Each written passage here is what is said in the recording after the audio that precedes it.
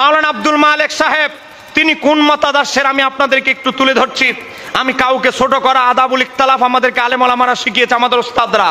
দেখেন, প্রচলিত ভুল মাসিক আল কাউসারের একটা সংখ্যা, প্রচলিত ভুল কলামে মাওলানা আব্দুল মালেক সাহেব কিছু কথা লিখতেন, সেগুলো এখানে একসাথে করে লেখা হয়েছে। দেখেন, মাওলানা আব্দুল মালেক যিনি বর্তমানের বাইতুল মোকাররমের খতিব, বলেন বাইতুল মোকাররমের এই খতিব সাহেব লিখেছেন প্রচলিত ভুল। এই প্রচলিত কিছু ভুলের কথা আলোচনা করতে গিয়ে তিনি তার বইয়ের ভিতরে 87 নম্বর পেজের ভিতরে উল্লেখ করেছেন। দেখেন, ভুল সম্পর্কে তুলে ধরেছেন। দেখেন, সেখানে গিয়ে বলতেছে খ মোহাম্মদ বিন আব্দুল ওয়াহাব নজদি রহমতুল্লাহ আলাই, জোরে কোনা নাউজুবিল্লাহ, ওয়াহাবি মতবাদের প্রতিষ্ঠাতা আব্দুল ওয়াহাব নজদিকে বলতেছে, মোহাম্মদ বিন আব্দুল ওয়াহাব নজদিকে কি রহমতুল্লাহ আলাই। আবার বলতেছে, দেখেন মোহাম্মদ ইবনে আব্দুল ওয়াহাব নজদি রহমতুল্লাহ আলাই, তারপরে লিখতেছে আরবের একজন প্রসিদ্ধ সংস্কারক বুজুর্গ ছিলেন। একটু জোরে কন্যা নাউজুবিল্লাহ।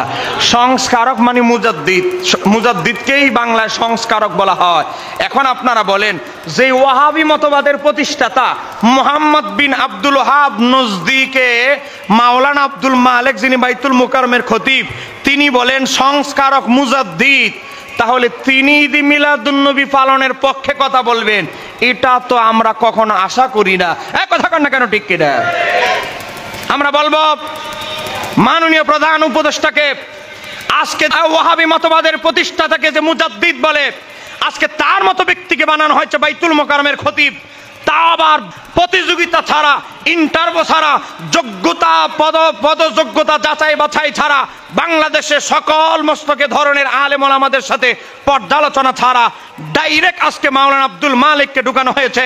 আজকে দেখেন, সেই মাওলানা আব্দুল মালেক বলছে মুহাম্মদ বিন আব্দুল ওয়াহাব নজদি হচ্ছে একজন মুজাদ্দিদ। একটু জোরে বলেন না নাউজুবিল্লাহ।